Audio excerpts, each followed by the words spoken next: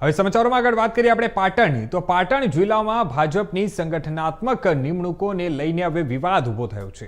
ખાસ કરીને સાંતલપુર તાલુકામાં થયેલી નિમણૂકોમાં એક જ સમાજને વધારે પ્રાધાન્ય આપવાના આક્ષેપોથી અન્ય સમાજોમાં પણ નારાજગી જોવા મળી રહી છે.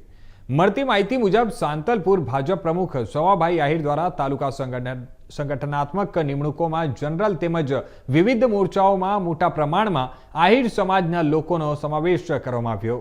ત્યાં એ પ્રકારનો આક્ષેપો સામે આવ્યો છે.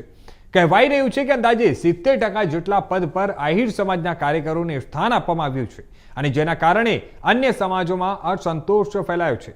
સ્થાનિક કાર્યકરોનું કહેવું છે કે આવી જાતિવાદી માનસિકતા પાર્ટીના સંગઠન માટે નુકસાનકારક સાબિત થઈ શકે છે અને આવનારી ચૂંટણીમાં પણ પાર્ટીને અસર પડી શકે છે.